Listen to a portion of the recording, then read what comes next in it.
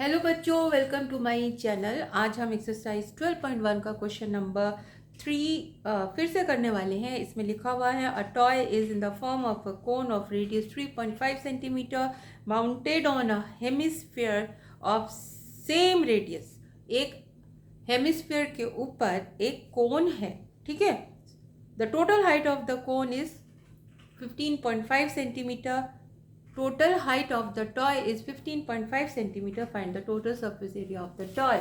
एक खिलौना है, टॉय है, जो कि किस फॉर्म में है? एक कॉनिकल शेप में है, कोन के शेप में है, और वो एक हेमिस्फीयर के ऊपर माउंटेड है।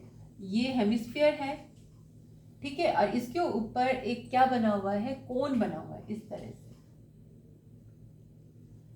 ये कोन बना हुआ है, और ये जो रेडियस है, हेमिस्फीयर का रेडियस और जो कोन का रेडियस है वो क्या है? सेम है। और कितना है? वो है रेडियस दिया हुआ है, वो दिया हुआ है 3.5, यानी कि इतना आपको दिया हुआ है 3.5 सेंटीमीटर। कोन का भी वही है और हेमिस्फीयर का भी वही है। एंड द जो कोन है 3.5 सेंटीमीटर का है, हेमिस्फीयर भी 3.5 सेंटीमीटर रेडियस का है। जो total length of the toy है, यानी यहाँ से लेके यहाँ तक जो इसकी लेंथ है वो है 15.5 सेंटीमीटर। 15.5 सेंटीमीटर है, तो हम लिख लेते हैं यहाँ पर ये 15.5 सेंटीमीटर है। मैं यहाँ पर अलग से शो कर देती हूँ। ये पूरी टोटल लेंथ जो है वो है 15.5 सेंटीमीटर। आपको बताना है total surface area of the toy. Obviously यहाँ पे दो तरह के शेप है, तो इसका टोटल सरफेस एरिया प्लस इसका टोटल सरफेस एरिया। इसका टोटल सरफेस एरिया नहीं लेंगे, क्यों? क्योंकि सिर्फ कर्व्ड एरिया ही तो है, जो नीचे वाला एरिया तो वो तो हिडन है। तो curve surface area and curve surface area of hemisphere दोनों ही लेंगे, दोनों को ऐड कर देंगे तो total surface area of the toy आ जाएगा, ठीक है। तो हम यहाँ पे लिखेंगे total surface area, total surface area of the toy is equal to curved surface area of the cone, यानी इसका कर्व सरफेस एरिया, नीचे वाला हिस्सा तो हिडन है, plus curve surface area of the hemisphere, hemisphere, ठीक है। अब curve surface area of the cone क्या होता है? Curve surface area of the cone होता है pi r l, plus curve surface area of the hemisphere क्या होता है? वो होता है 2 पाई आर स्क्वायर, ठीक है। अब हम इसमें क्या करेंगे?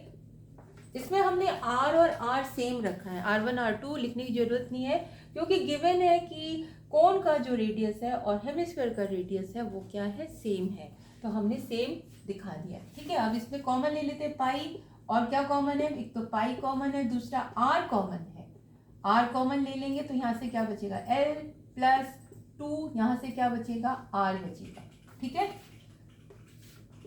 क्यों? क्योंकि एक आर तो बाहर आ चुका है, तो ये आया 2r। अब इसमें हमें क्या? l तो पता ही नहीं है, l आपको निकालना पड़ेगा। l कैसे निकालते हैं? आपको मालूम है जो l स्क्वायर है, जो l स्क्वायर होता है वो कैसे निकलता है? h square plus r square से, ऐसी तो निकलता है। ये होता है l। जो स्लैंट हाइट होती है कोन की वो क्या कहलाती है? l। और ये जो मेन यहाँ से लेके यहाँ तक है ये है h ऑफ दी कोन, और ये क्या है? r ऑफ दी कोन। तो यहाँ पर वैल्यू पुट करते हैं। h कितना होगा? क्योंकि ये यहाँ से लेकर यहाँ तक कितना है? 15.5 सेंटीमीटर है, और यहाँ से लेकर यहाँ तक क्या है? ओबियसली रेडियस के बराबर 3.5।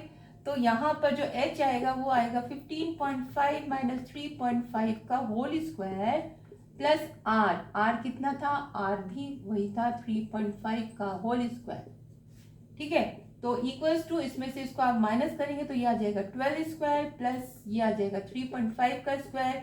12 का स्क्वायर होता है 144 प्लस 3.5 का स्क्वायर। कैसे निकालते हैं? ऐसे नंबर जिनका यूनिट डिजिट 5 होता है उसका स्क्वायर निकालना बहुत आसान होता है, आपको पता है ये कैसे निकालते हैं? मैं बता देती हूँ। 5 5 25 लिख लेते हैं, और यहाँ पर जो भी डिजिट है उसमें एक नंबर ज़्यादा लेकर फिर हम 3 4 12 कर देते हैं। तो इस तरह से ऐसे नंबर्स जिनका यूनिट डिजिट 5 होता है उनका स्क्वायर निकालना बहुत ईजी होता है।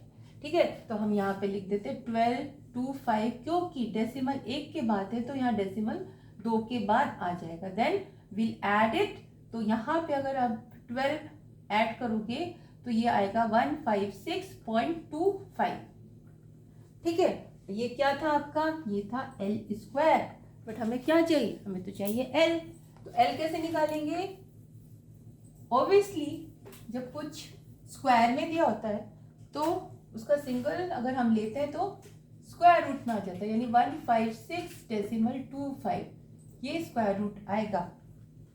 अब कई बच्चों को स्क्वायर रूट निकालने में प्रॉब्लम आती है और वो फैक्टर मेथड यूज करते हैं। फैक्टर मेथड भी ठीक है, फैक्टर मेथड भी ठीक है, तो आप फैक्टर मेथड से भी अगर इसको यूज करेंगे तो आ जाएगा। बट डिवीजन मेथड बेस्ट होता है, मैं उसको करके दिखाती हूँ। इस तरह से आपने किया, डेसिमल की इधर से पेयरिंग करिए, इसकी यहाँ से पेयरिंग करेंगे, यहाँ 1 बच गया। अब आप यहाँ पर स्क्वायर वाली टेबल पढ़ेंगे, यानी 1 1 जा, 2 2 जा, 3 3 जा, तो आप देखेंगे कि यहाँ पर 1 से ज़्यादा तो ये ज़्यादा हो रहा है, तो हम इसको लेंगे 1 1 जा 1 0 हो गया। पेयर को उतारेंगे, अब इस पेयर के लिए जो डिवाइजर होगा इसको ऐड करके पहले लिखेंगे। ठीक है, मैं जल्दी जल्दी इसलिए बता रही हूँ क्योंकि आप लोगों ने किया होगा, हो सकता है आपको याद भी हो। तो इसको हमने ऐड करके लिखा। अब 2 के साथ यहाँ पर कुछ ऐसा लिखेंगे जिससे कि उसी से मल्टीप्लाई करने पर या तो यही आ जाए या इससे कम हो। तो हम 3 रख कर देखते हैं और 3 से ही मल्टीप्लाई करते हैं, तो we get 69 which is greater than this. So we won't take 3, we'll take 2. If we take 2 here, then we have to multiply it by 2 only. We get 44. So yes, here we'll put 2 and we will write 44 here. Then we'll subtract it. You will get 12. Now this decimal is transferred here. उसके बाद आप 25 ले लीजिए। अब इसके लिए जो divisor होगा वो ये नंबर और इस नंबर को ऐड करके लिखेंगे, यानी कि जिसको भी आप मल्टीप्लाई करते हैं ना उसी को आप ऐड करके डिवाइजर के लिए यूज करते हैं। तो यहाँ पर आ गया 24। अब 24 के साथ ओब्वियसली 5 ही रखना पड़ेगा, तभी 5 आएगा। 5 रख के अगर आप मल्टीप्लाई करेंगे तो you will see the same product you will get. तो यहाँ पे आया आपका, इस तरह से आ गया। ठीक है, तो L जो आया है वो क्या आया है, 12.5। अब जल्दी में मैंने वो सारा मिटा तो दिया ही है, अब क्या करें, फिर से हम देखते हैं क्या आया था हमारा। जो ये आया था, क्या आया था, इसका आया था पाई आर स्क्वायर एच और ये आया था 2 पाई आर स्क्वायर। तो हमने यहाँ पे पाई आर कॉमन ले लिया था, तो यहाँ आया था एच प्लस, सॉरी यहाँ एल था क्योंकि क्या था, कर्व सरफेस एरिया था, तो L प्लस यहाँ पे आ गया था आपका 2R, ऐसे ही तो था। तो अब हम इसमें वैल्यू पुट कर देंगे। वैल्यू पुट करने के लिए इन्होंने कोई इंस्ट्रक्शन नहीं दे रखी है कि पाई की जगह क्या रखना है, तो आपको पाई की जगह 22/7 ही रखना है और R की जगह रेडियस ऑफ द हेमिस्फीयर यानी कि 3.5 गिवन ही है। ब्रैकेट स्टार्ट करेंगे, L हमने 12.5 निकाला था प्लस 2 इंटू R क्या है, R 3.5 है, हमने यहाँ पर 3.5 रखा इस तरह से। अब देखिए यहाँ पर या तो आप इसको डायरेक्ट डिवाइड कर सकते हैं, कैसे, डेसिमल के इधर जो है वो लेस देन 7 है तो 0 टाइम जाएगा, डेसिमल को यहाँ शिफ्ट करिए। अब 35 कंसिडर करेंगे, 7 5 जा 35, तो इस तरह से ये आ गया 22 इंटू 5। ठीक है, then will add these two, यहाँ पर क्या आया 12.5, इसको मल्टीप्लाई किया, 35 2 जा 70, डेसिमल लगाया तो ये 7 आ गया। 22 इंटू 0.5 प्लस इस 7 को कैसे ऐड करेंगे, होल नंबर की जगह रखेंगे, यहाँ पर इसका डेसिमल यहाँ है तो 19.5 आ गया। ठीक है, आप सबको ऐड मल्टीप्लाई कर दीजिए, यहाँ पर इसको मल्टीप्लाई करेंगे तो ये आ जाएगा 110 और डेसिमल 1 के बाद लगाएंगे इंटू 19.5, डेसिमल 0 मत लीजिए। 19.5 को 11 से मल्टीप्लाई करेंगे तो बहुत आसान होगा मल्टीप्लाई करना। इस तरह से मल्टीप्लाई करेंगे, 5 इन दोनों को ऐड किया 4, 10, 11 और ये 2, यानी 2, 1, 4, 5। डेसिमल कितने के बाद आएगा? 1 के बाद, क्योंकि हमने ये कंसिडर ही नहीं किया है ये वाला 0, तो इसमें डेसिमल है ही नहीं, 1 के बाद डेसिमल है, तो ये आ गया। ठीक है, क्योंकि ये कर्व सरफेस एरिया है तो इसीलिए इसका जो यूनिट होगा वो क्या होगा? सेंटीमीटर स्क्वायर में होगा। तो आपका आंसर क्वेश्चन नंबर कितना आया है? क्वेश्चन नंबर 3 हम कर रहे हैं। क्वेश्चन नंबर 3 का आंसर आया है 214.5 सेंटीमीटर स्क्वायर। होप समझ में आया होगा।